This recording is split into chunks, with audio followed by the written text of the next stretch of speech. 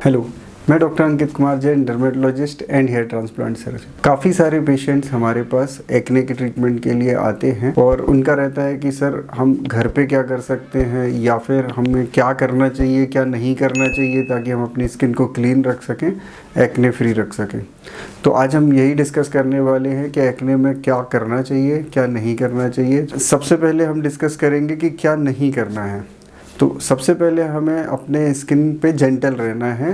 हमें बहुत harsh scrub या हमें उसको बहुत मसाज या विगरस हमें उसको छेड़ना नहीं है ताकि स्किन इरिटेट ना हो। कई बार क्या होता है, हम स्क्रब लेते हैं, हम हमें लगता है कि उससे हमारी स्किन क्लीन हो जाएगी, पोर्स ओपन हो जाएंगे, लेकिन वो कई बार इतने हार्श होते हैं कि स्किन को ड्राई कर देते हैं, इरिटेट कर देते हैं। उससे स्किन थोड़ी इन्फ्लेम्ड हो जाती है और वो एक्ने को बढ़ाने लगती है। दूसरी चीज़ जो हम कर सकते हैं वो हम कर सकते हैं कि हम इसको स्क्रैच ना करें, पिंपल्स को पॉप आउट ना करें। कई बार क्या होता है, हम पिंपल्स को दबाते हैं कि उसमें से जो पस है वो निकल जाएगा तो हमें रिलीफ मिल जाएगा, लेकिन वो कई बार बाहर निकलने के साथ साथ अंदर की लेयर में भी चला जाता है और अंदर तक इन्फ्लेमेशन कर देता है। उससे एक्ने के निशान भी बनते हैं और कई बार स्कारिंग भी हो जाती है या सिस्ट फॉर्मेशन भी हो जाता है। हमें उनको स्क्रैच भी नहीं करना है क्योंकि उससे भी एक ट्रॉमा होता है और वहाँ पे निशान बनने के संभावना बढ़ जाती है।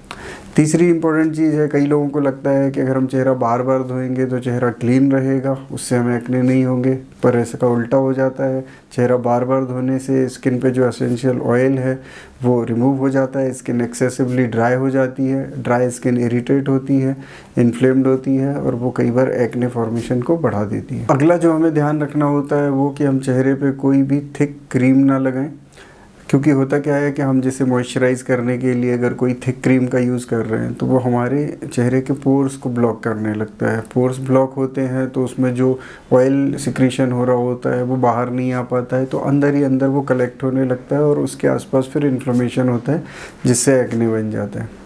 अगला होता है हम मेकअप को अवॉइड करें। एटलीस्ट हम थिक फाउंडेशन मेकअप इनको या ज़्यादा लंबे समय तक मेकअप रखने को अवॉइड करें, क्योंकि इससे भी पोर्स ब्लॉक होते हैं और पोर्स ब्लॉक होने से आपके एक्ने के फॉर्मेशन बढ़ जाते हैं। तो अगर मेकअप हम यूज़ कर रहे हैं तो जितना जल्दी हो सके उसको वॉश कर लें। ओवरनाइट एटलीस्ट मेकअप को नहीं रखना है। इसके बाद अगला होता है कि सनस्क्रीन या मॉइस्चराइज़र सेलेक्ट करते समय हमको एक्वाजेनिक या नॉन कोमेडोजेनिक मॉइस्चराइज़र या फेस वॉश यूज़ करने हैं। हमें सनस्क्रीन वगैरह यूज़ करते समय इन चीज़ों का ध्यान देना है कि बहुत थिक ना हो, ऑयली ना हो, क्योंकि अगेन ये पोर्स को ब्लॉक करके एक्ने को बढ़ा सकते हैं। तो अब हम डिस्कस करने वाले हैं कि क्या हमें करना है ताकि हमारे चेहरे पे एक्ने ना हो और हमारा चेहरा क्लीन रहे। उसके लिए सबसे पहले हम डिस्कस करेंगे डाइट को। डाइट हमें कोशिश करना है कि हेल्दी रखना है। हम जंक फूड अवॉइड करें, क्योंकि ऑयली फूड, फ्राइड जो खाना रहता है वो शरीर में टॉक्सिन्स प्रोड्यूस करता है, वो ऑयल ग्लैंड्स को इन्फ्लेम्ड करता है, वो बहुत ज़्यादा सिक्रीट करती हैं, वहाँ इन्फ्लेमेशन ज़्यादा होने से निशान आते हैं और एक्ने बनते हैं। तो हमें डाइट पे बहुत ज़्यादा ध्यान देना है। हम हेल्दी डाइट लें, ग्रीन लीफी वेजिटेबल्स लें, सैलेड लें, हम एंटीऑक्सीडेंट रिच लें, फ्रूट्स वेजिटेबल्स को ज़्यादा बढ़ाएं, प्रोटीन रिच डाइट लें, तला मीठा और बहुत ज़्यादा स्पाइसी खाना अवॉइड करें। दूसरे नंबर पे आता है एक्सरसाइज। एक्सरसाइज बहुत इंपॉर्टेंट होता है ताकि बॉडी के टॉक्सिन्स रिलीज़ हो, हमें स्ट्रेस कम हो, हमारा बॉडी में एक्टिविटी बनी रहे। इनर्शिया से भी हमारे बॉडी में टॉक्सिन्स प्रोड्यूस होते हैं जो कि आपके ऑयल ग्लैंड्स को स्टिमुलेट करके आपके एक्ने को बढ़ाते हैं। तो एक्सरसाइज भी बहुत इंपॉर्टेंट है जो रोज़ाना हमको करनी चाहिए। तीसरी चीज़ होती है चेहरे की क्लीनिंग। तो हमें एक क्लींजर सेलेक्ट करना है जो आपकी स्किन टाइप के हिसाब से हो। कई बार एक्ने प्रोन स्किन पूरी ऑयली होती है तो उस हिसाब से जो क्लींजर्स आते हैं, एक्सफोलिएंट या केराटोलाइटिक्स, वो यूज़ करने हैं। अगर हमारी स्किन थोड़ी सी मिक्स है जिसमें ऑयली ड्राई का कॉम्बिनेशन है तो हमें फिर थोड़ा और जेंटल क्लींजर पे जाना है ताकि आपकी स्किन एक्सेसिव ड्राई ना हो जाए। सेंसिटिव स्किन है तो फिर हमें बहुत ही सॉफ्ट क्लींजर्स पे जाना है ताकि स्किन इरिटेट ना हो। तो आपका क्लींजर बहुत डिपेंड करेगा कि आपके एक्ने को वो बढ़ाएगा या नहीं। उसके बाद अगला होता है मॉइस्चराइज़र। तो कई बार हमें ऐसा लगता है कि अगर हमारी स्किन एक्ने प्रोन है, मतलब ऑयली है, तो हमें मॉइस्चराइज़र की नीड नहीं है, बट कुछ केसेस में आपकी स्किन ड्राई होने के कारण वहाँ मॉइस्चराइज़र की ज़रूरत होती है। और अगर स्किन ड्राई होती है तो वो अंदर से ऑयल ज़्यादा प्रोडक्शन करती है, उससे एक्ने बढ़ सकते हैं। तो एक मॉइस्चराइज़र आपका नॉन कोमेडोजेनिक मॉइस्चराइज़र आप यूज़ कर सकते हो, आपके डॉक्टर से डिस्कस करके कि कौन सा आपके लिए ठीक है वो आप यूज़ कर सकते हो। अगला होता है सनस्क्रीन।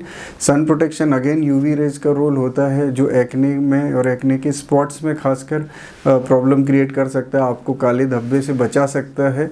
तो सनस्क्रीन लगाने से काले धब्बे बचते हैं, अगर हम नहीं लगाते हैं तो कई बार हमें एक्ने के स्पॉट्स बन जाते हैं। तो एक नॉन कोमेडोजेनिक सनस्क्रीन यूज़ करें, क्योंकि नॉर्मल सनस्क्रीन कई बार ऑयली होते हैं और वो एक्ने को बढ़ा सकते हैं।